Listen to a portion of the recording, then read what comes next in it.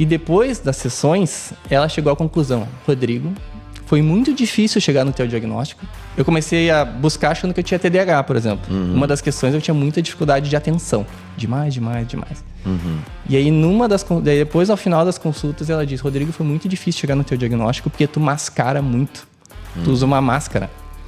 Pelo social, pelo politicamente correto que tu julga, né? Tu treinou tanto na tua vida que tu disfarça. Mas o custo desse treino era muito alto. E aí comecei a tomar medicação. Mas o preconceito era tanto que eu cheguei a dizer pra Aline: amor, eu comprando essa medicação, eu me sinto que eu vou estar assinando um atestado de incapacidade. Olha o que é o preconceito. Não que eu fosse me matar, não que eu fosse tirar minha vida. Mas começou uma impressão grande de mim que eu ia morrer. E que eu não ia conseguir conhecer a minha filha. E até na parte médica nós temos que colocar Deus em primeiro lugar. Eu orar: Senhor, me direciona no tratamento. Senhor, essa medicação que eu vou tomar agora, eu consagro a Ti os efeitos dela, Senhor, em nome de Jesus, que não haja efeitos colaterais, sabe? Então eu colocava sempre o espiritual à frente. É isso aí, PDC está no ar, esse aqui que é o nosso podcast semanal. Toda semana estamos aqui com pessoas especiais, falando do estilo de vida cristão, das coisas do reino de Deus, do teu dia a dia, do meu dia a dia, né? Coisas que trabalham, então, assuntos que trabalham na nossa vida. Deixa eu te pedir aí o triplo C, né? Comente, curta e compartilhe. Não esquece de fazer isso. Isso aí ajuda a pulverizar a programação, a gente chega em mais pessoas e a gente expande a nossa família PDC, a nossa família Encontros de Fé. Então, se tem abençoado a tua vida essas conversas, envia para os teus contatos, para os teus amigos aí essa conversa, beleza? Tenho certeza de que hoje não será diferente, você vai ser super edificado com essa conversa aqui. Vamos lá então para esse papo super especial.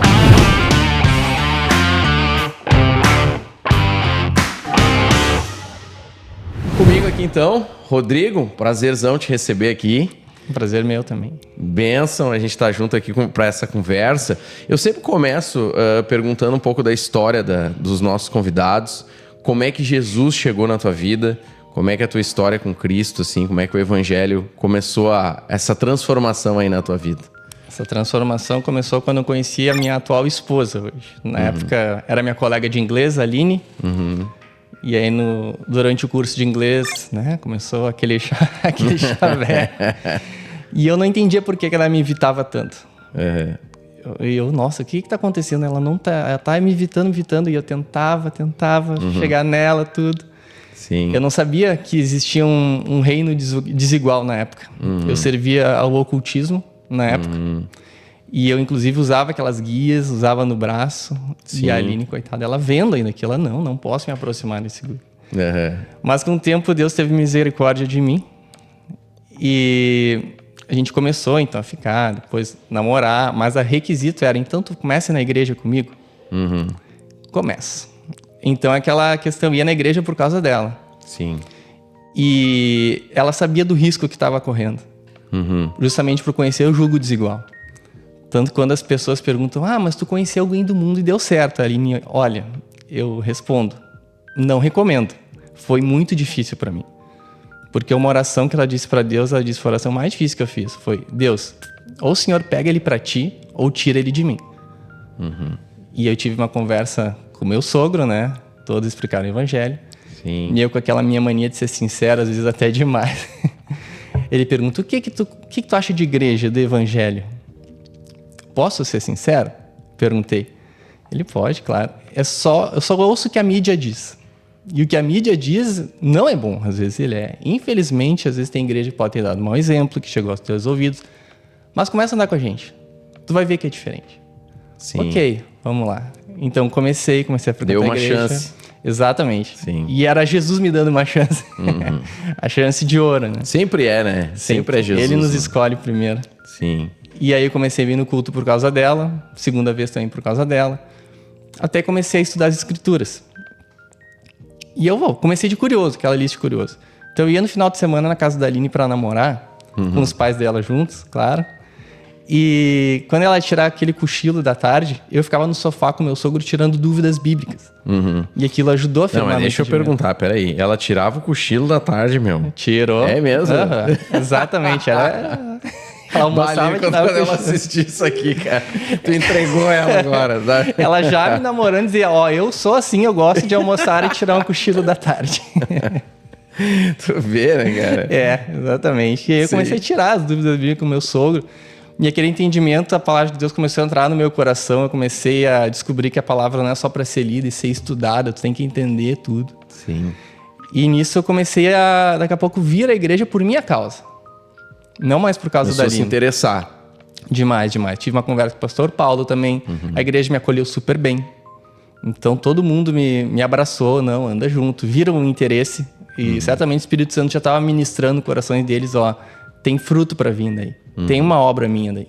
Sim. E eu sabendo, a Aline sabendo daquele risco, fazendo aquela oração, hoje eu vejo como Deus teve misericórdia de mim.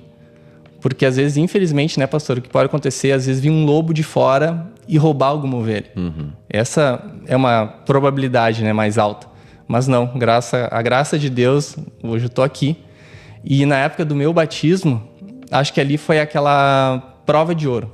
Deus dizendo, eu tô contigo. É por mim. Porque até na hora do batismo, houve uma batalha espiritual muito grande dentro de mim. Eu estava sentado, aguardando, estava tendo culto, aguardando a época do batismo, e ficava o diabo nos meus ouvidos, ou tudo fruto do ocultismo onde eu servia, sabe? Eu creio. Tem certeza que não é por causa dela que tu vai te batizar? Tu tem certeza mesmo que não tá fazendo? E isso minha mãe também já tinha perguntado. Eu não vou no teu batismo, porque é por causa da Aline que tu tá fazendo, não é por tua causa. Minha mãe também servia ao ocultismo, né, naquela época. E aí, quando começou, e eu quase levantei da cadeira. De tamanha batalha espiritual que estava vendo na minha cabeça. Atacando a minha mente. Quando eu vi, eu levantei e senti uma voz dentro de mim. Até eu embargo a voz assim de lembrar. Porque assim, é por ti. Não é por ela. E me veio, na época, eu descrevi como um sentimento. E hoje eu vi que o Espírito Santo, ele dentro de mim, ele começou a me dar um sentimento de chorar, de alegria. E eu comecei a chorar copiosamente, assim. Enquanto eu subia aquelas escadas no púlpito, eu comecei a chorar que eu não conseguia parar. Tamanha presença de Deus que veio, e aquela era a confirmação que eu precisava, sabe? Sim. E eu não, é por mim, não pela Aline. Que legal. A partir daí, estamos aí há 10 anos no Evangelho. 10 anos já? 10 anos do Evangelho. Que legal. Eu digo para os meus alunos, quando eu dou aula nos Kids, né? Eu digo, olha, se eu tivesse o privilégio, na idade de vocês, já ter conhecido o Evangelho. Eu digo, eu conheci o Evangelho já tinha quase 30 anos. Nossa, professor! Então aproveitem essa chance de ouro. Sim, sem dúvida. Mas que legal, né? Saber isso. E foi gerado em ti uma convicção ali, né? Nesse momento, esse choro, esse mover do espírito no teu interior foi uma convicção, né? Foi. Que interessante isso é importante. Eu quando trabalhava com os jovens, falava sempre isso para os jovens, né? Vocês têm que questionar a fé de vocês. Questionar em que sentido? Nesse sentido, eu estou fazendo isso por quê? Né? Por que eu sou cristão? Por que eu estou seguindo a Jesus? Né? Por que eu estou vivendo esse caminho? Porque são as respostas que nós damos a essas questões que fazem que nos dias difíceis a gente permaneça de pé. Né? Sim. Porque se a gente está seguindo o evangelho só porque a mãe mandou, o pai, não sei o quê, para tentar fazer isso para agradar alguém, o que vai acontecer? Na hora do desafio, a gente abandona o barco, né? Então, o que nos mantém é a convicção, é a fé, né? Por isso que o Senhor Jesus, o Senhor Deus lembra a gente, né, na palavra, né? O justo viverá pela fé. Sim. Né? Então, assim, é pela sua fé. Então, é importante, isso é legal. Sim. Mas, Rodrigão, assim, tu teve um diagnóstico, né, há algum tempo agora, de autismo, cara. Sim. Isso já na tua vida adulta, né? Exato. Queria que tu explicasse um pouco, em primeiro lugar, o que é esse transtorno, como que tu começou a desconfiar disso, né? E como que foi esse diagnóstico aí na tua vida? Sim. O que é mesmo transtorno, toda a teoria, eu não sou especialista nisso, então eu conheço pelo que as médicas me contaram, pelo que a Aline me conta, que a Aline trabalha nisso também, né, nessa área. Então, eu posso dizer o que eu sentia, né? Que é o que me levou realmente assim, a buscar um diagnóstico. Perfeito, é isso que a gente quer saber. E o que começou, por exemplo, assim, eu sempre fui muito tímido, muito tímido. Timidez, assim, excessiva. Na faculdade, quando eu levantei a mão pela primeira vez, de fazer uma pergunta para o professor em aula, eu já estava no 8º semestre. Toda a turma se virou para mim, ué? Rodrigo vai falar em público. Então sempre tive aquela timidez excessiva, assim. E na época também, que eu era adolescente, né? Então, óbvio, daí começa aquele despertar por guriazinhas, tudo, né? Eu não era cristão, né? Só que era uma timidez expressiva, pastor Felipe. A ponto de uma vez eu tava na praia, é até engraçado isso, eu tava na praia, então uma guriazinha, eu de olho na guriazinha, a guriazinha, vem cá. O primo dela, vem cá que ela quer falar contigo. Eu já vou. Mas eu tava com minha prancha, pastor. Primeira onda que pegou, me fui pra beira da praia e fugi. Eu fiquei imaginando a guria, que cara louco que tá fazendo isso. Era tamanha timidez isso aí. Então tinha essa timidez. Teve uma questão na adolescência que, por exemplo, eu tinha algum tipo de mania, não sei se era um toque, talvez, já que fazia parte um pouco do diagnóstico. Eu estava caminhando, por exemplo, e vi um poste na minha frente. E vinha uma voz na minha cabeça, tu tem que passar pelo lado esquerdo do poste. Não, vou passar pelo direito. Não, pelo direito. Então vinha, então até eu não passar para aquele poste, parecia que algo de ruim ia acontecer comigo. E eu não sabia descrever o que era. E eu passava, às vezes eu teimava, passava pelo lado direito que seja. E quando eu via, não, era pelo esquerdo. E eu, meu Deus, que loucura isso aí. E eu olhava na rua, às vezes não tinha ninguém olhando, eu fingia que eu tinha perdido alguma coisa no caminho, voltava ao caminho, fingia que tinha pegado uma chave e voltava pelo lado outro, só para dar uma satisfação. Tinha a questão da chave, eu tinha que girar o chaveiro não sei quantas vezes, até justamente, não, agora tá bem fechado, com a minha lapiseira. Então eu tinha... E isso é uma coisa que se manifestou mais na adolescência. Depois da fase adulta, isso aquietou. Nunca procurei sobre isso, porque um dia conversando com meus colegas, alguns disseram, eu tenho um pouco disso aí também. E eu, bom, então isso é normal. E eu comecei a normalizar talvez muitas coisas que me levaram a não procurar. Eu tinha, às vezes, não sei se já percebeu algumas vezes que os autistas têm aquelas estereotipias e muitas vezes se agridem. Às vezes se dão um tapa na cara, assim, sabe, por questão sensorial.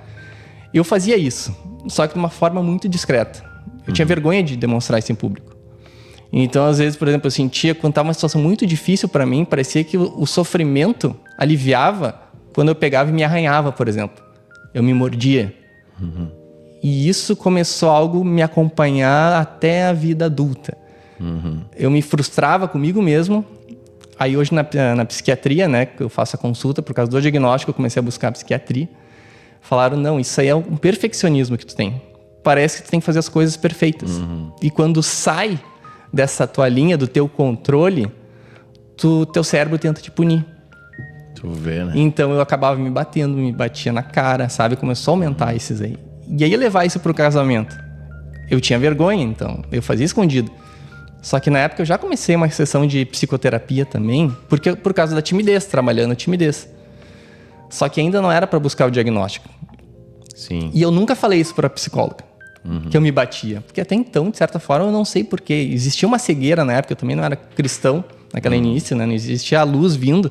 Para mim era algo normal também. Acho que todo mundo talvez se bate um pouco quando está frustrado no seu íntimo.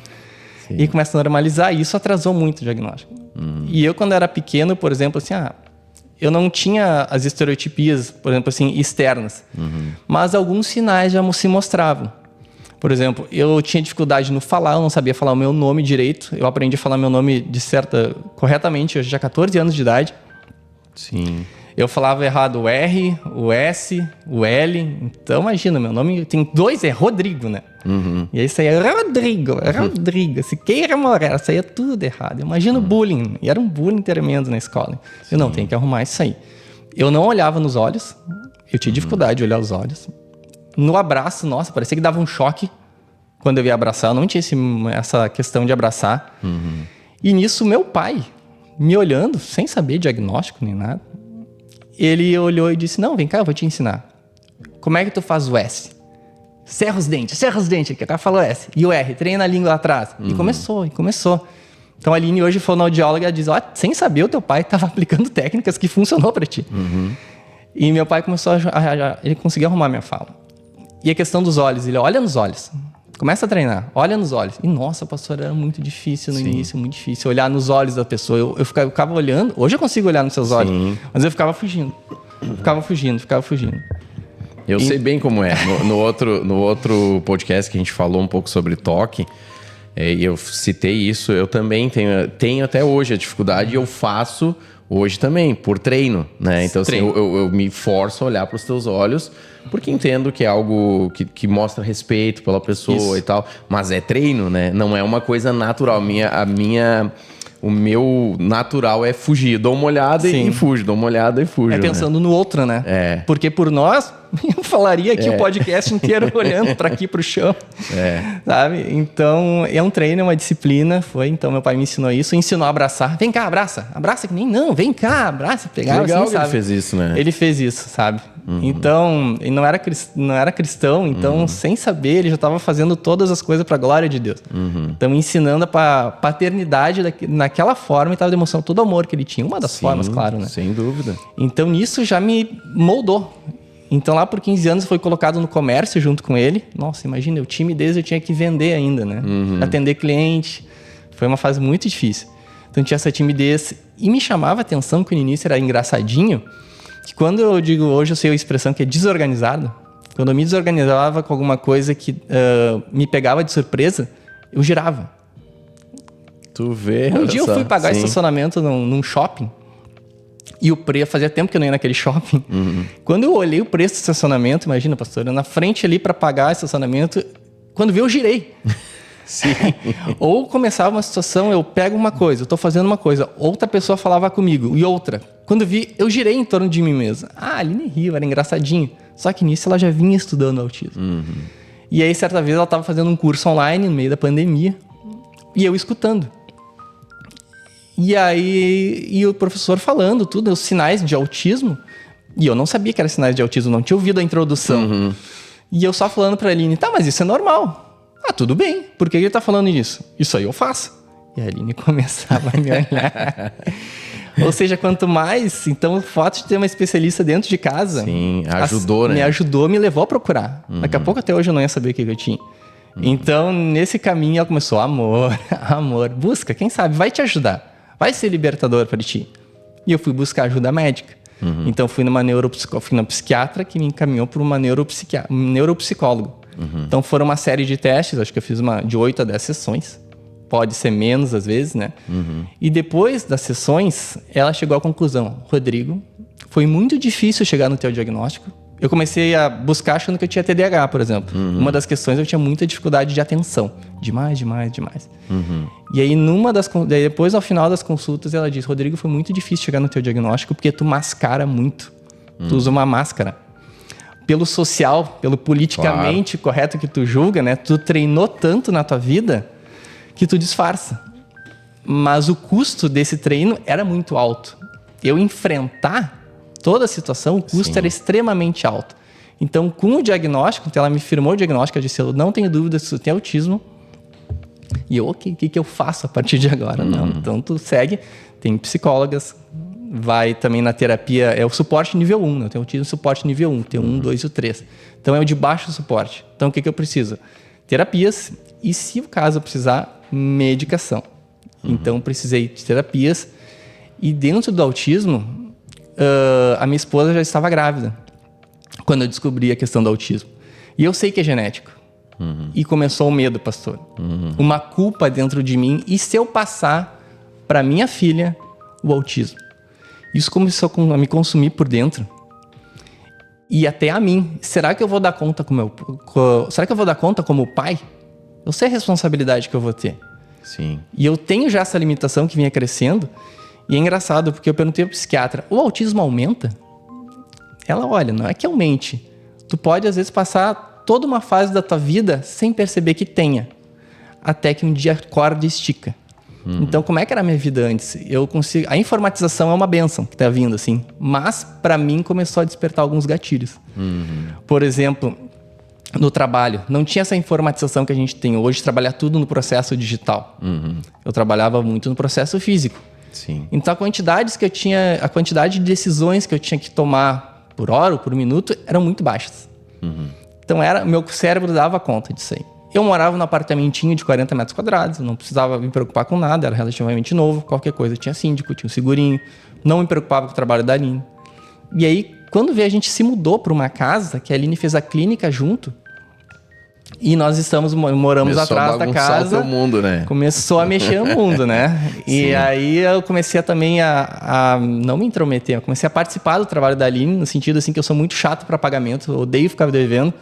Então às vezes passava no dia do pagamento de uma funcionária dela, não, mas amanhã eu faço. Não, amor, amanhã não, hoje é o dia. Hoje eu era muito chato com isso, assim, né? E eu deixa que eu faça a parte financeira, pode ser? Ela, tudo bem. Então eu fiquei com a parte financeira. Eu já estava botando responsabilidade para mim. Começou a informatização no trabalho. Tudo digital. Agora o processo anda muito rápido. Muito rápido. Então, a quantidade de decisões que eu precisei tomar por minuto aumentou, assim, significativamente. E meu cérebro começou, então, a esticar, vamos dizer. E nisso que a corda esticou, começou a vir para fora. Então, eu comecei a ter pensamentos justamente assim, eu não vou dar conta, não estou dando conta. Começou como se fosse, achei que eu estava tendo um burnout. Não, já era o autismo ali querendo gritar. Então, chegou nessa parte do trabalho que eu, vou então exercer aquela ajuda que a psicóloga, né, me recomendou, a psiquiatra também, que era a medicação. E começou a medicação. Confesso, pastor, que eu tinha um preconceito com medicação. Quando eu olhei que a psiquiatra me receitou antidepressivo, eu cheguei para a Aline, olha o que é o preconceito, eu não sei, talvez muitas pessoas tenham isso, né? De tomar medicação para antidepressivo, ainda mais sendo cristão.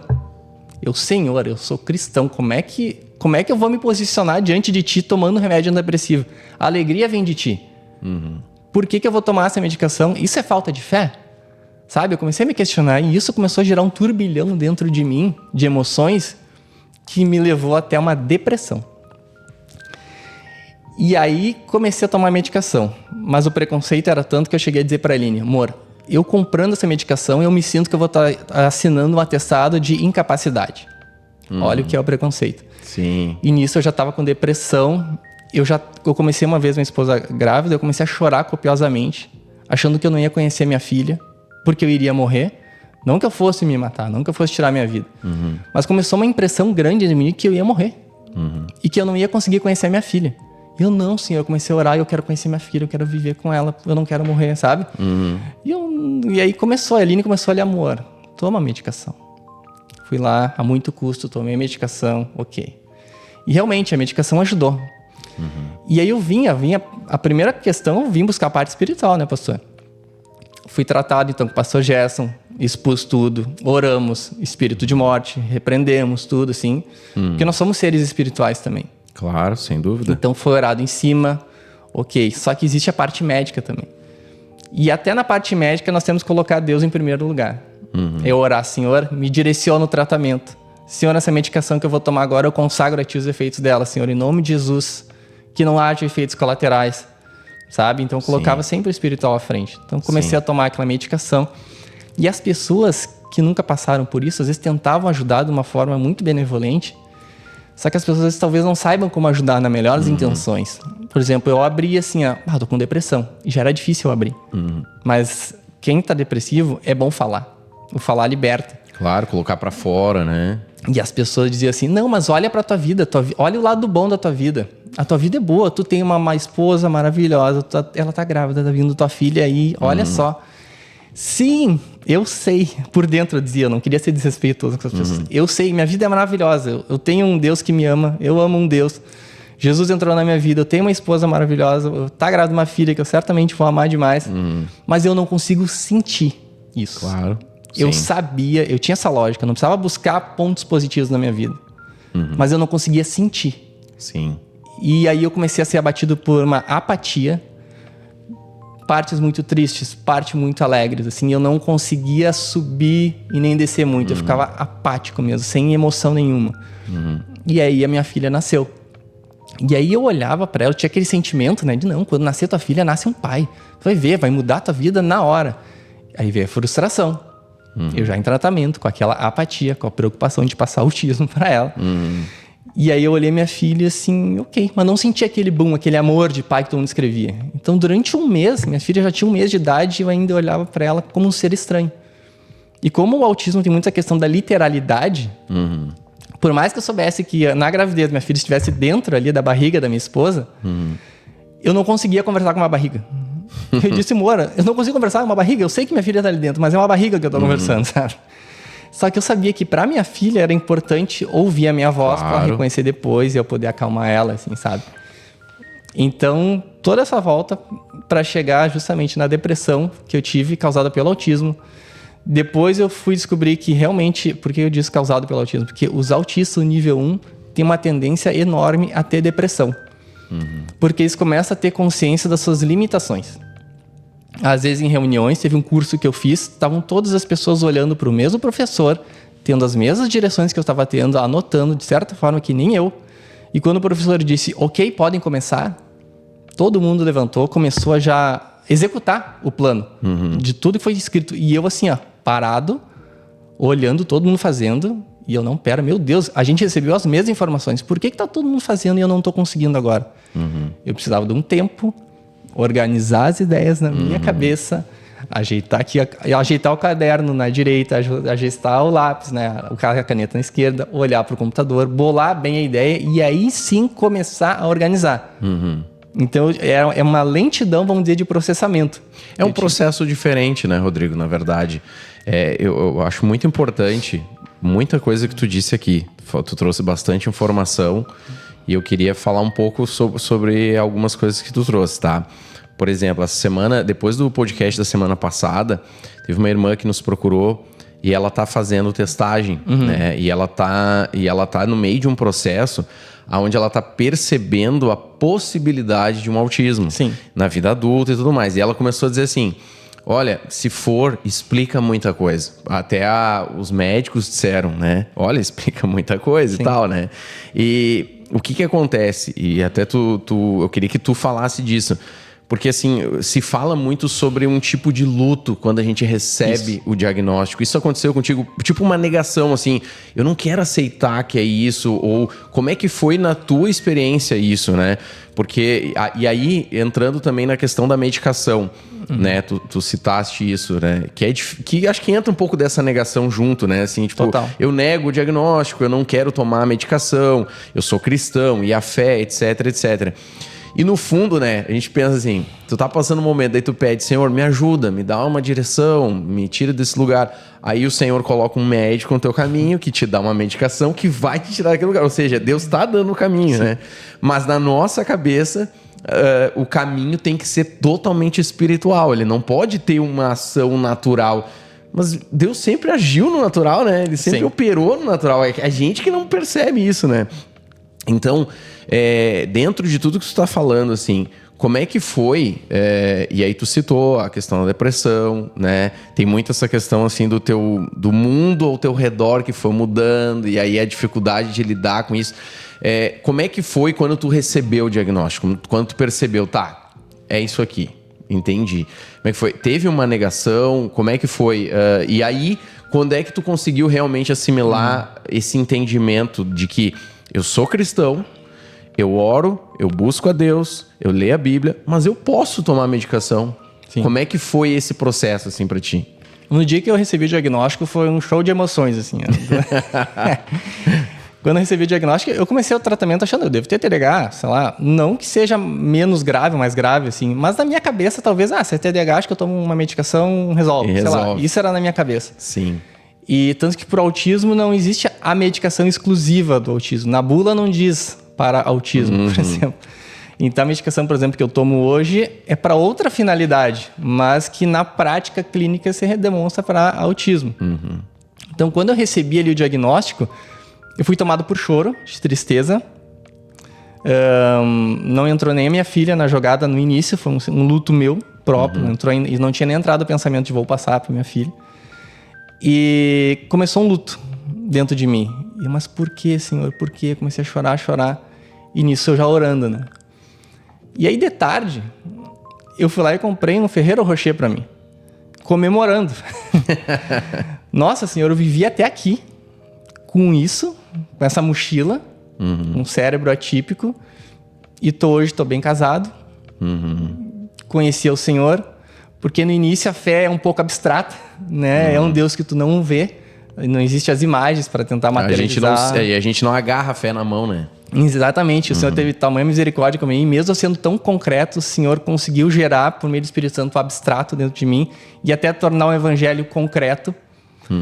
Então, comecei a esse processo do luto e eu comemorei no dia seguinte. Nossa, agora eu tô bem. Sim. Já vi, que legal, estou bem. Isso que tu tá falando, desculpa eu cortar, eu sei que é difícil, mas assim, isso que tu tá falando é interessante. Um dia eu ouvi alguém dizer que tem a ver com o que tu tá dizendo, assim, tu comprou o Ferrero Rocher por conseguir entender o seguinte: eu vivi até aqui com tudo isso sem saber, lutando, né? É como se você estivesse no mar com todo mundo, só que, tipo assim, tá todo mundo boiando, tá todo mundo com a sua boia e tu tá nadando, velho. Tu tá, tipo assim, tu tá num processo muito maior pra conseguir tá no mesmo nível. É tipo, as pessoas não estão lutando pra andar, né? Estão indo com a maré. Mas tu tá nadando pra conseguir simplesmente tá no mesmo lugar que eles estão, né? É basicamente isso, exatamente. Né? Tanto que a psicóloga tinha dito na época, voltando um pouco na consulta, né? Que tu mascara muito. Tu pode até fazer a mesma coisa que os outros, mas o custo pra ti é muito maior. O processo é muito mais difícil, né? É muito desgastante. Que nem hoje eu trabalho, sabe? Eu tomo várias decisões durante o dia. Só que eu chego extremamente esgotado em casa. Esgotado de tantas decisões. Então, nesse luto lá, eu nem sabia o que... o que eu faço agora com isso, né? E nesse luto, então, começou, daqui a pouco, a vir aqueles pensamentos da depressão, né? De não vou conseguir ver minha filha, eu acho que eu vou morrer. Até aí, ok, porque eu comecei então a tomar medicação, a medicação me tirou da apatia. E eu nunca deixei de orar. Senhor Deus, o que está acontecendo comigo? Coloco em ti. Só que às vezes a gente está numa cegueira por causa daquele turbilhão de informações que começa a vir, e aí tu começa a querer olhar no YouTube vídeos sobre autismo, o que é autismo.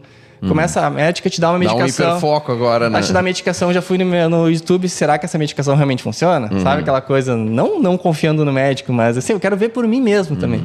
Comecei a ver depoimentos de pessoas que têm autismo, pra ver, né? Comecei a me inteirar um pouco desse mundo. E aí, o que acontece? Chegou nessa questão eu comecei a ficar melhor da apatia, por causa da medicação. Lembra que eu comentei que eu me batia quando eu era criança? Sim. Esse sentimento nunca saiu de mim, até hoje. A diferença é que eu controlo. Eu não me bato mais. Mas há um custo nisso. Eu comecei a reprimir. Porque, assim, eu sei, daqui a pouco alguém de um autismo nível 2, nível 3, a gente vê às vezes se batendo, né? Tentando às vezes se organizar. E a minha forma de organizar às vezes é isso. Às vezes eu não consegui superar, por exemplo, às vezes me morder. Mas o que é? Não é uma punição morder. Às vezes eu tô prestando atenção quando começa a ficar um assunto muito difícil, quando eu tô levando a mão na boca, assim, no pulso, e me mordendo. Não pra sentir dor, mas a Aline ontem me falou, amor, isso é uma estereotipia. Você tá te organizando de certa forma. Eu, mas eu precisava me morder. Não podia ser outra coisa. Exatamente, sabe? Então houve todo esse luto, e aí entrou a depressão, e entrou meio junto, né? Até porque eu parei de me bater, mas o cérebro, ele quis buscar alguma outra fuga. Ok, tu não vai te bater. Então eu comecei a me ferir emocionalmente. Tu não é nada. Tu é incapaz. Entendi. E eu não conseguia, por mais que eu me esmerasse, eu sou muito detalhista, por mais que eu me esmerasse fazer uma situação, se eu errava um detalhe... É como se perdi tudo, né? E me explicaram que o autismo às vezes é o preto ou branco. É 8 ou 80. Ou tá tudo certo, ou uma coisa dá errado quando vê. E isso vem aquela perfeccionismo. E eu comecei a me cobrar, e como eu não podia mais me bater, eu comecei a me agredir moralmente.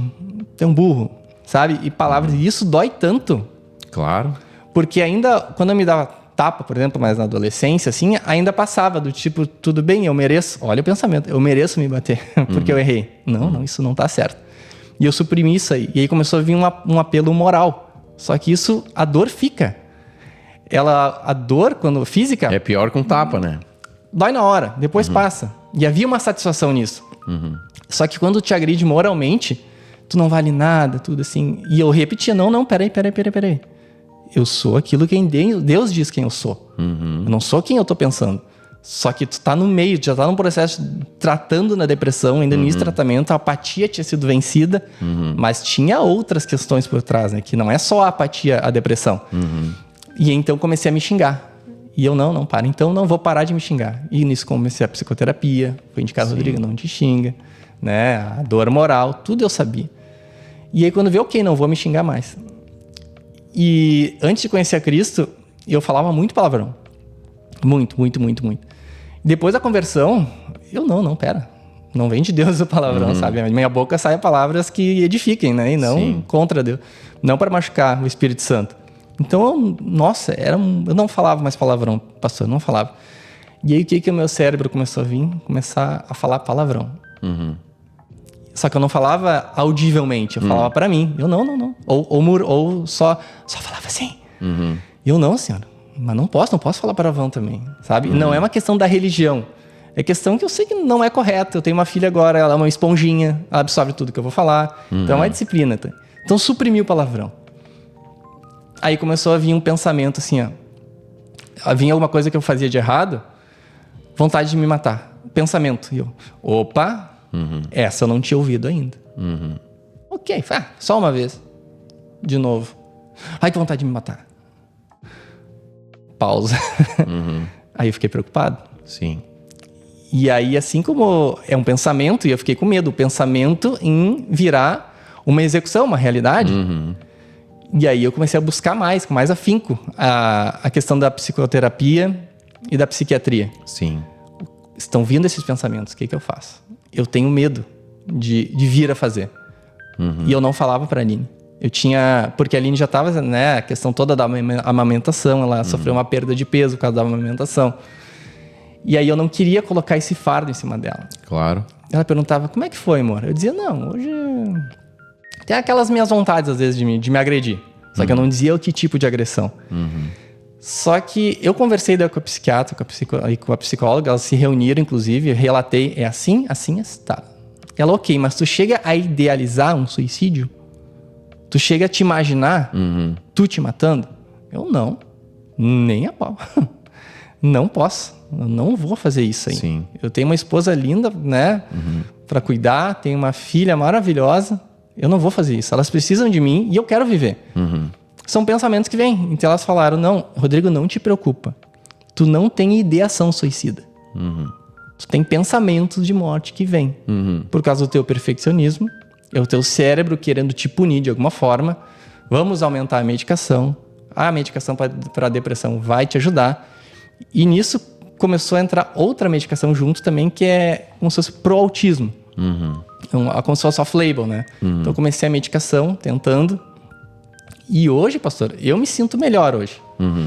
Ainda vem, às vezes, aqueles pensamentos. Sim. Mas como eu sei que não há uma ideação suicida, eu deixo isso pra lá.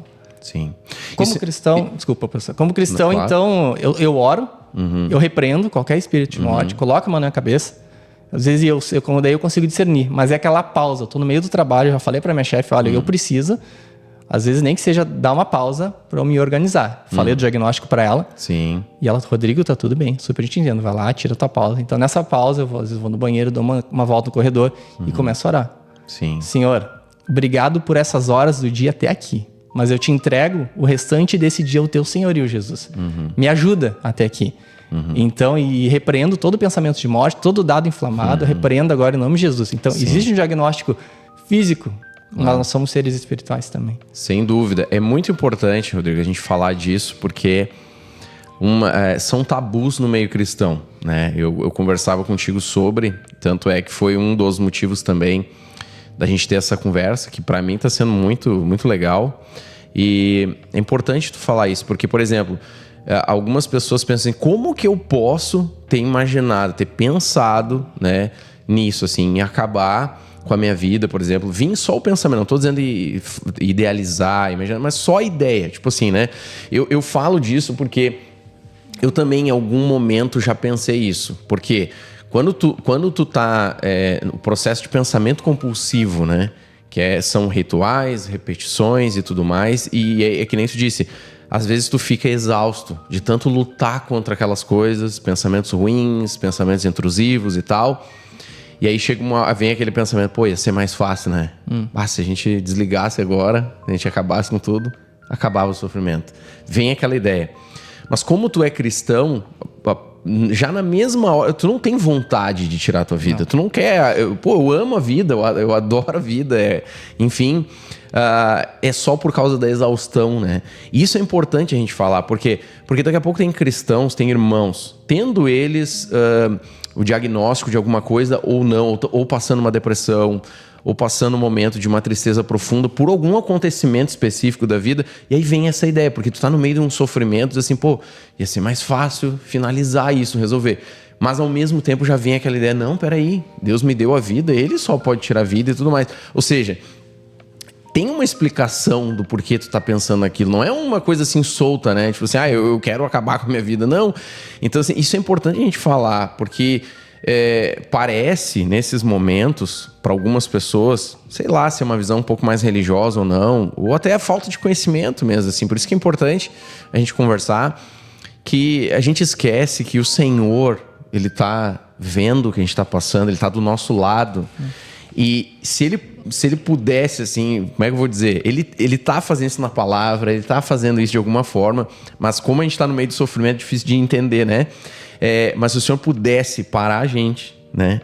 Olhar nos nossos olhos, Ele poderia dizer, eu tô contigo, cara. Eu sei o que tu tá passando, entende? Eu não tô te condenando, eu tô aqui para te ajudar, eu vou te ajudar. E, aliás, quando a gente olha para a Bíblia, a gente tem exemplos. Sim. Por exemplo, Elias, né? Chega um momento que Elias... E por quê? De novo, se a gente olhar, é o mesmo histórico, é muito parecido contigo na questão emocional. Elias vinha de 5 anos de um processo muito profundo, trazendo o povo, tentando trazer o povo de volta para a palavra, o povo negando aquilo e tudo mais. Aí tem o conhecido ali, o desafio dele no Monte Carmelo e tal, e os profetas de Baal... E aí ele tá exausto, cara. 5 anos ele tá exausto. Tanto é que ele diz, Senhor, não tem ninguém mais, só eu tô dando a cara a tapa e não sei o quê. E aí ele diz, basta, eu quero morrer.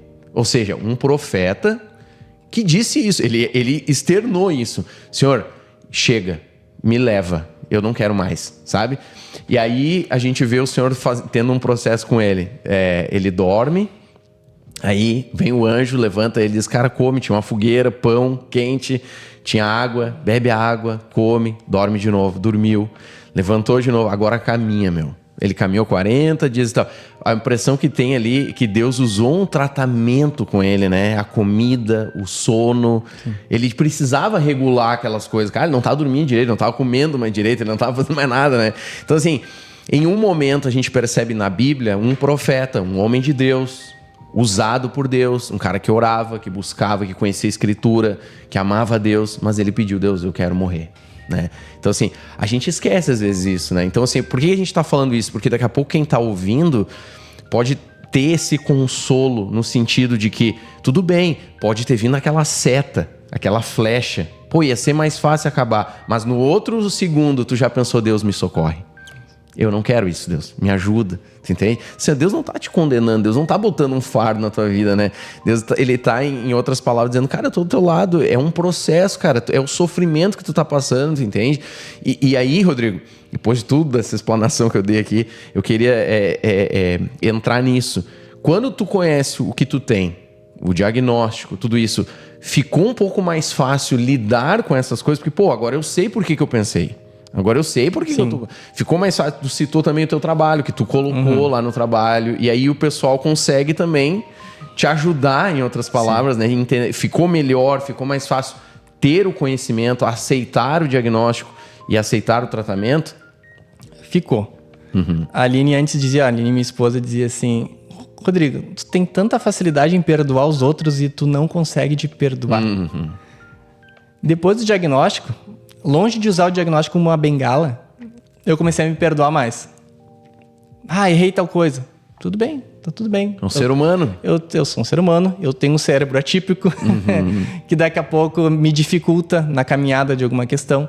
No trabalho, eu cheguei com um laudo e já disse para minha chefe, disse, olha, eu não quero que tu exija menos de mim, eu não quero usar esse laudo como uma desculpa, eu só estou te apresentando porque tu é uma autoridade perante mim.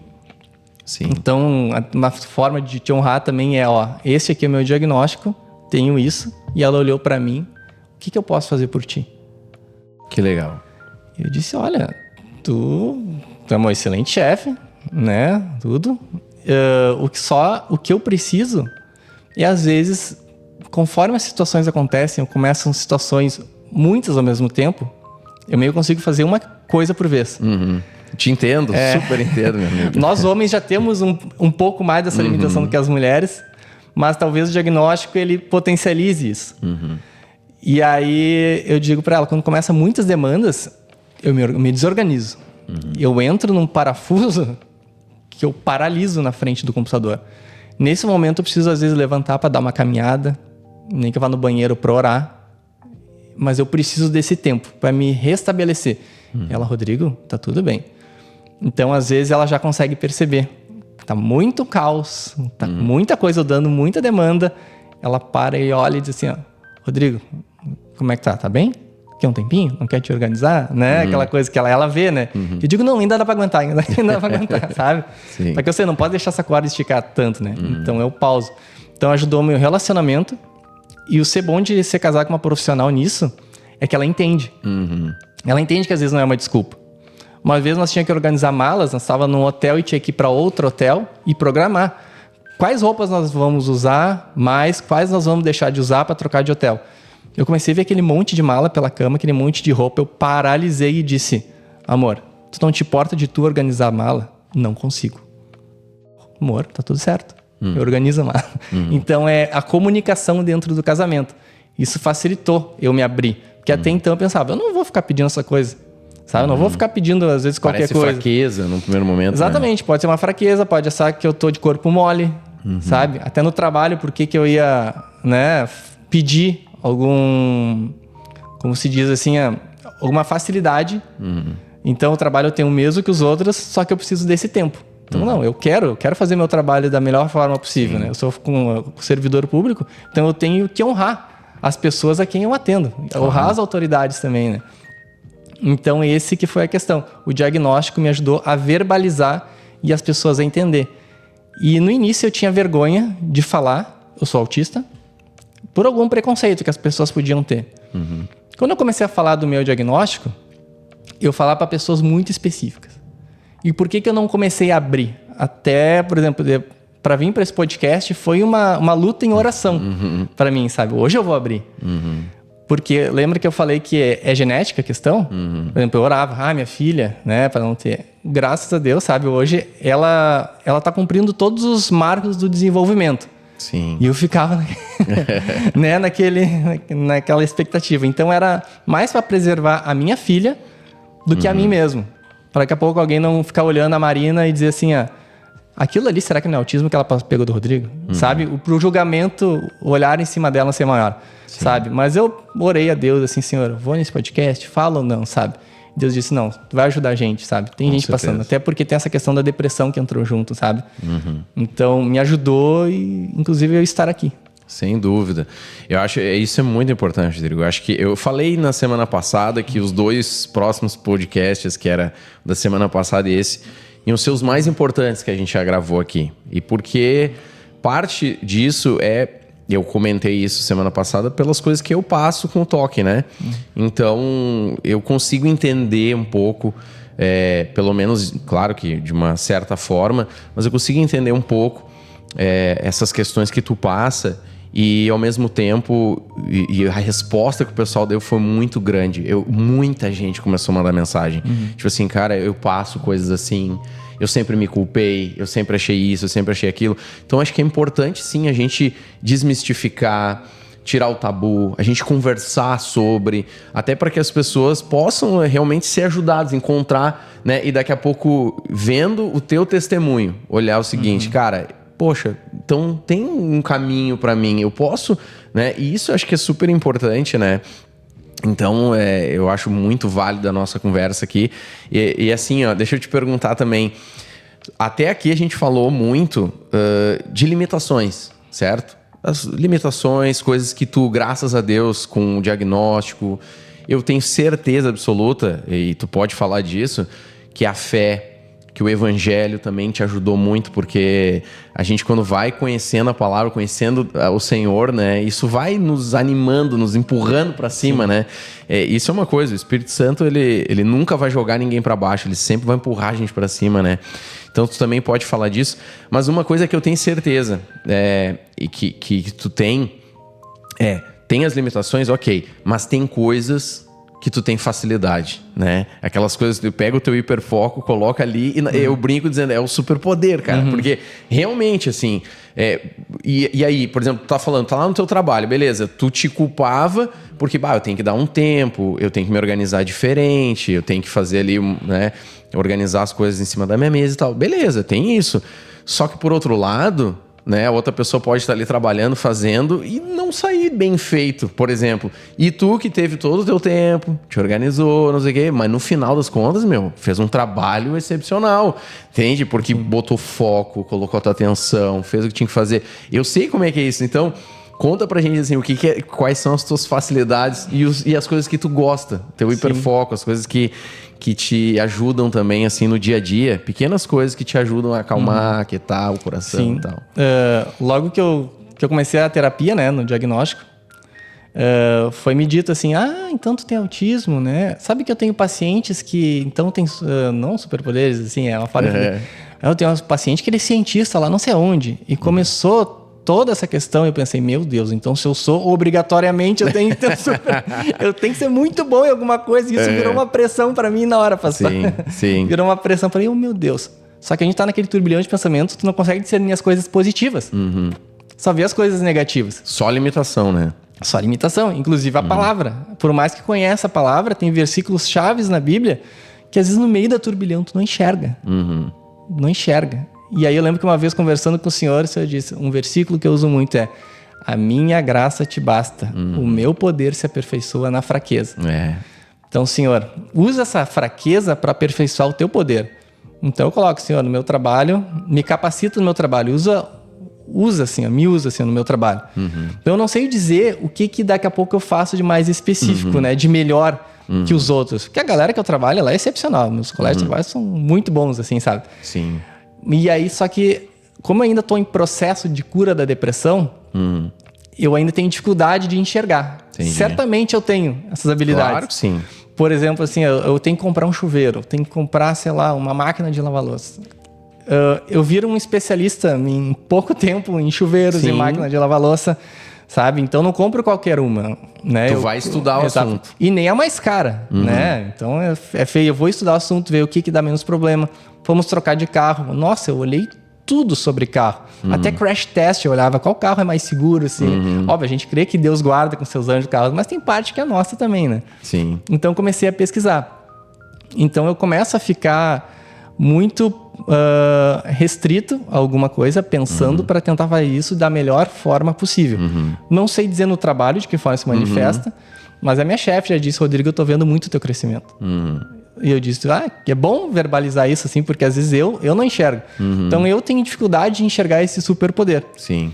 Embora eu sei que eu tenha. Sim. Só que talvez como eu ainda tô no tratamento da depressão, eu tô na dose mínima, né, ainda da medicação, ainda em acerto em medicação, ainda tenho dificuldade de ver essas coisas muito positivas. Sim. Por isso que é importante as pessoas verbalizarem elogios também. Claro. Por exemplo, a minha esposa um dia disse assim, às vezes eu começo a me cobrar muita coisa e minha esposa diz, Rodrigo, se tu te visse com os olhos que eu te vejo, teu pensamento seria outro. Eu disse, mas eu errei isso aqui com a minha filha. Rodrigo, tu é um ótimo pai, Rodrigo. Inclusive, no diagnóstico, ela ficou preocupada quando eu tive o diagnóstico, né? Meu Deus, como é que ele vai... E ela também pensou, hoje ela abre pra mim, né? Que ela... Então, justamente, ela percebeu isso aí. O que vai acontecer? Ela orou certamente sobre isso, né? Sim. E ela disse, meu amor, olha, eu te admiro como pai, porque eu não esperava que tu fosse justamente fazer isso, sabe? De ser esse pai que tu tem essa referência como pai que tem pra Marina. E ela comentou aquele dia que a gente tava conversando, ela falou sobre a palavra. Ela disse que tu tem uma facilidade de pegar os textos, é isso, de botar o foco, aprofundar ali, não olhar só o superficial, mas avançar quase que numa teologia sistemática, né? Sim. Cara, isso é superpoder pra mim. É superpoder, claro, é uma brincadeira que eu faço, óbvio, né? Mas assim, é um superpoder nesse sentido de tu conseguir pegar algo e te tornar um especialista em pouco tempo naquilo ali. É não ser superficial nas coisas. Cara, tá aí, tu já falou. É um superpoder. E é importante a gente falar disso também. Exatamente o que tá falando, verbalizar, cara. Porque quando antigamente não se falava tanto sobre o transtorno do espectro autista e outras condições, se tinha muito esse preconceito. Então, quando tu falava a palavra autismo, deu. Na hora, as pessoas já imaginavam, né, alguma cena com uma criança se balançando, né, tendo estereotipias e não sei o quê, com extremas limitações. Só que a gente sabe que dentro do espectro tem, que nem tu disse, né? Tem pessoas que precisam de um suporte maior, tem outras que precisam de um suporte menor. E independente do suporte, seja ele maior ou menor, poxa, não é uma doença, é um cérebro que pensa diferente. Isso. Tu entende? Então, assim, tu vai fazer tudo o que todo mundo faz, só que tu vai ter um processo diferente do que todo mundo faz, por exemplo. Ou tu vai fazer o que todo mundo faz e ainda, em alguns aspectos, tu vai ser melhor do que outras pessoas, entende? Assim como outras pessoas são melhores do que nós em outros aspectos. Tá tudo certo? Sim. Certo? E o senhor, desculpa. Claro, fala. E o senhor vê como essa questão ainda, né, do ainda estar em tratamento, porque é tudo muito recente para mim, pastor. É tudo muito recente. Quanto tempo de tu descobrir e estar tratando? 1 ano e meio. Mais ou pouco, menos. Claro. 1 ano e meio. Sim. Então, é recente. E via justamente essa questão de, às vezes, falar dos pontos de que não consegue e esquecer dos pontos da potencialização disso. Então, certamente, Deus usando isso para a sua glória. Na pandemia, eu pensei, bom, eu tenho bastante tempo, o que eu vou fazer? Eu comecei a estudar teologia. Legal. A Aline perguntou, amor, o que tu quer de aniversário? Eu disse, eu quero um curso online de teologia. Ela, meu amor, cuida para não ser aqueles chatos. Só vai querer palavra, daqui a pouco tu esquece do evangelho puro, né? Não. Só que aquele hiperfoco virou um hiperfoco para mim. Então, na verdade, a minha afirmação da conversão, eu digo que foi na pandemia. Que até então, eu tratava Jesus como se fosse um garçom. Senhor, me dá. Mas eu não entendia exatamente a cruz. Eu sabia que ele tinha morrido por mim, mas não exatamente o porquê. E eu comecei a estudar todo o princípio lá atrás em Gênesis, depois do judaico, que Deus começou então a instruir o povo a fazer sacrifícios de animais, até chegar na crucificação e Jesus foi o cordeiro e depois disso não precisa mais sacrificar animais. Eu comecei a entender a cruz, o sangue de Cristo. Então eu virei assim, a fé para mim, que era tão abstrata, virou algo concreto, algo tão real, algo tão vivo. Então, eu gosto da palavra, sabe? Eu amo a palavra de Deus e eu começo, às vezes, a fazer links. Então, por exemplo, assim, o Senhor começou a falar de Elias e eu já pensando assim, nossa, tu vê que até ali Deus já estava usando uma parte espiritual e física ao mesmo tempo. Claro. Estava usando um anjo para servir Elias e, ao mesmo tempo, a parte material, que era o sono e também a parte da alimentação. Que a gente traz hoje o comparativo com a medicina e com o espiritual. Sem dúvida. É Deus te direcionando pro tratamento. E aí, esse dia eu me dei por conta da minha história de Jonas. Não é tanto sobre Jonas, mas sim porque lá na frente Jesus ia usar Jonas como exemplo e dizer assim, o sinal que eu vou dar para essa geração é o mesmo sinal que Jonas deu. Da ressurreição de ficar 3 dias. Sem dúvida. E depois ressuscitar. Então, sem dúvida. Isso. Te cortei, desculpa. Não, que isso. O conversa é assim, é dinâmica, não te preocupa. E isso é importante, né? Então, assim, tu vê que... E é importante a gente dizer isso. Né? Tu tem os teus pontos super positivos, talvez, que nem tu disse, né? Pelo que tu passa, tu tem uma dificuldade de olhar isso, né?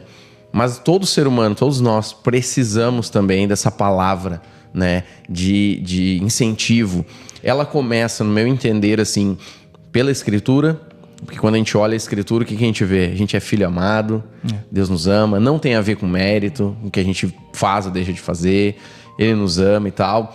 Tem a ver com o que Paulo disse, que tu citaste, que o poder de Deus se aperfeiçoa na fraqueza. Ou seja, eu sempre perguntei isso aí também. Senhor, como é que pode o Senhor me chamar, né? Eu sou um cara tão limitado.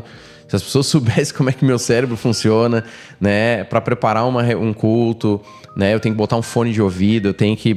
e aí em casa, filho, e corre, e entra, porta dentro, não sei o quê. É super difícil, cara, assim, né? E se as pessoas soubessem... Só que tem um lado... que eu dentro de mim faço essa reflexão. Por eu saber quem eu sou, por eu saber das minhas limitações, cara, não tem uma vez que eu não vá subir numa plataforma e que eu diga, Senhor, se o Senhor não fizer alguma coisa aqui, vai ser uma chatice, vai ser horrível. A total dependência. Exato. Então, assim, de alguma forma, eu consigo entender um pouco o que Paulo disse. O meu poder se aperfeiçoa na fraqueza. Por quê? Porque tu passa a não confiar em ti, nos teus talentos, no que tu pode fazer. Tu confia no Senhor. Senhor, eu confio em ti. Eu sei que é o Senhor. Então, assim, de alguma forma, a minha fraqueza, a minha limitação se torna uma plataforma, um trampolim para Deus. Cara, é isso que eu quero. É tipo assim, é exatamente, é por isso que eu te escolhi. É isso que eu quero na tua vida. Não confia em ti. Não acha que tu pode. Pelo contrário, põe os teus olhos em mim. Então, nesse sentido, assim, é muito libertador, né? Saber que o Senhor chama pessoas como nós, Rodrigo. Pessoas que têm limitações, pessoas que têm suas dificuldades, mas ao mesmo tempo é importante a gente falar e refletir isso, porque tem outros irmãos sofrendo, tem outras pessoas que se cobram, tem pessoas que acham que eu não tenho, o que eu tenho para compartilhar, o que eu tenho para servir, o que eu tenho, né, e que nem tu disse, às vezes até tem esses pensamentos assim, eu acho que eu sou um burro, eu acho que eu não... Cara, não existe isso. Ninguém é burro, meu. Ninguém. Uns têm facilidade para aprender uma coisa, outros têm uma facilidade para aprender outra, entende? Uns são ruins de matemática, outros são bons com línguas, são bons com outras coisas. Tá, então, e aí? O que é bom com línguas, às vezes, não é bom de matemática. O que é bom de matemática, sei lá, não é bom em uma outra área. Então, assim, isso faz da pessoa burra? Não. Ela tem uma forma de aprender diferente. Se não foi Deus que fez todos nós, então eu entendo que existem pessoas diferentes, mas com limitações, cada um na sua área, mas todos nós temos capacidades que são dadas por Deus, que são trabalhadas em nós, né? Então, assim, dizendo isso, Rodrigo, o que tu pode dizer de conselho para aqueles que hoje passam situações que vêm, eu acho que eu sou diferente, daqui a pouco tu citou algumas estereotipias tuas que alguém pode estar ouvindo e, cara, eu faço isso, eu penso isso, entende? Então, assim, que conselho que tu daria? Seja ele espiritual, que a gente disse, ou seja ele na área médica, física, emocional. O que tu diria para essas pessoas? É importante buscar. Se começa a se identificar daqui a pouco com alguma questão assim que nós conversamos aqui, até no podcast passado também com a Lívia, né? Começou a se identificar, bom, será que eu tenho? Será que eu não tenho? É buscar ajuda médica. Quem diagnostica é o neurologista, o neuropsicólogo ou também pode ser o psiquiatra.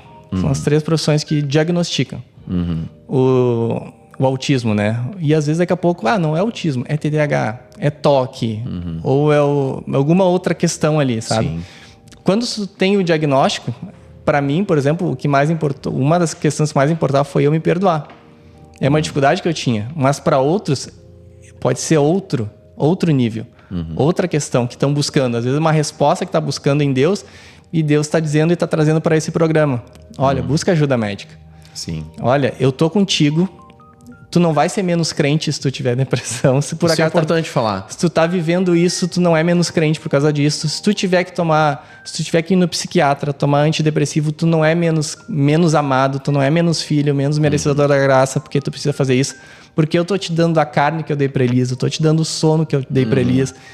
Eu tô trazendo pra ti isso. Então tu é o filho amado. E Deus quer vida plena pra nós. Claro. E a gente começa a descobrir e entender e estudar sobre depois. E é natural, né, pastor? A gente começa... Quando tem o diagnóstico, a gente começa a buscar de outras pessoas, outras fontes. O que as pessoas estão dizendo sobre isso?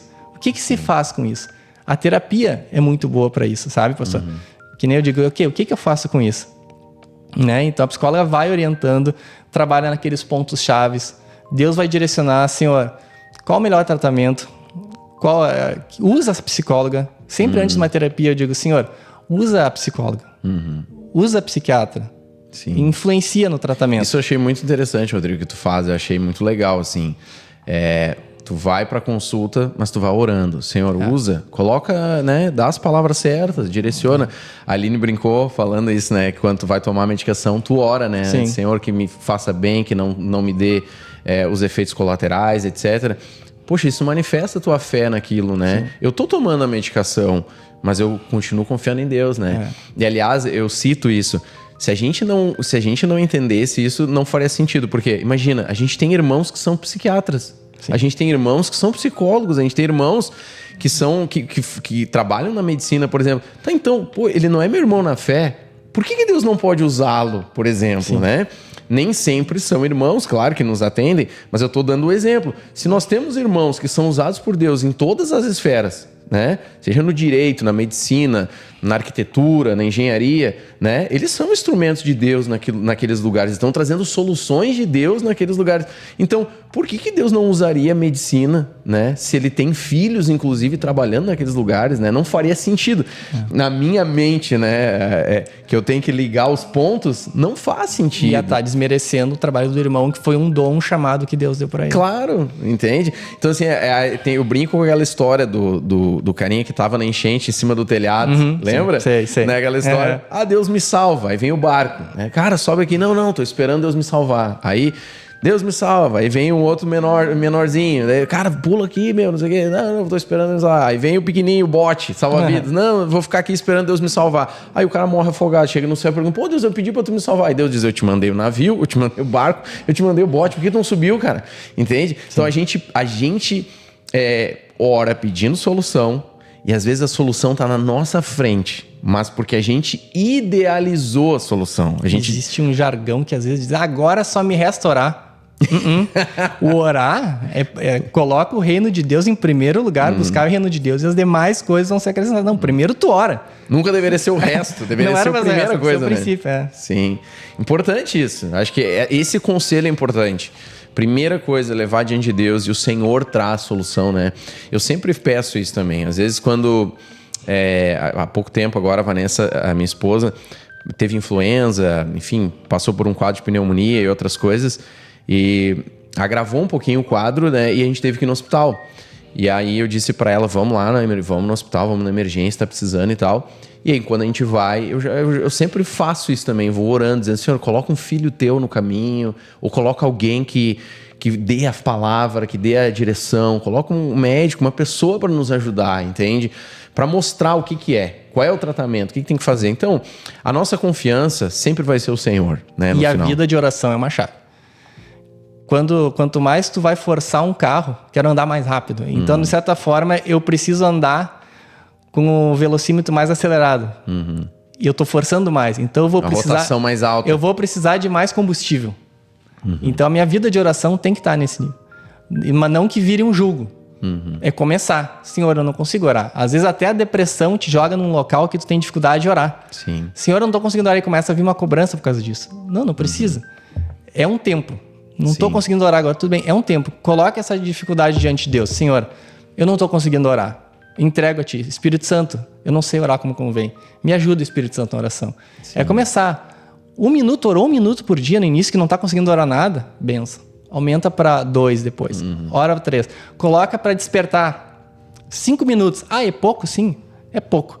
Mas esses 5 minutos, quando tu põe para despertar, tu não fica pensando, será que eu já orei quanto tempo? E começa a vir outras coisas na cabeça durante a oração. Não despertou o alarme. Eu vou ficar ainda aqui em oração. Porque a oração é uma conversa. A gente acaba, às vezes, de falar com Deus e Deus quer falar com a gente. E a gente pega, às vezes, e levanta. E perde um tempo precioso nisso aí. Às vezes, uma instrução que Deus quer dar para nós. Então, quando vê esses 5 minutos, desperta, deixa eu botar mais 5. Então, a vida de oração, a gente está dando o óleo necessário para vencer essas batalhas do dia a dia. Lubrifica o motor, né? Isso aí. Que não vai quebrar por estar sem óleo, né? Importante isso. Como é que foi, Rodrigão? Mais de 1 hora conversando aqui. Olha só. Foi benção. Foi benção? Como é que tá te sentindo? Eu me sinto bem, assim, porque o nervosismo, quando houve o convite, né, foi da timidez que eu tenho. Sim, é natural a timidez. É natural, normal. Tanto que eu fiz um dia curso de teatro para trabalhar a timidez, né? Já fiz teatro aqui na igreja para trabalhar essa timidez. E quem te vê no teatro, isso é um testemunho. Quem te vê no teatro não consegue imaginar, cara, nada disso que tu tá falando, porque assim, ó, tu é tão desenvolto no teatro, tu faz tão bem, assim, tu entra no personagem, interpreta ali de uma maneira tão poderosa. Eu duvido, cara, que quem já te assistiu no teatro conseguisse imaginar as coisas que tu passa, cara. Eu tenho uma dificuldade extrema em decorar falas. Extrema. Eu tenho todos os ensaios, quando me passam e eu olho aquele bando de fala, eu... Espírito Santo, o Senhor sabe da minha limitação, que eu não consigo decorar fala, me ajuda. Então, todo teatro que eu vou fazer, eu coloco de novo, colocando Deus em primeiro lugar. Deus, não é para mim, é para as almas, é para os convidados que o Senhor está trazendo, é para irmãos que precisam, às vezes, de uma palavra. Então, é para ti, não é para mim. Me capacita, Senhor. Nos meus dons, me capacita. Sim. Tu quis fazer o teatro? Alguém te convidou ou tu que quis entrar?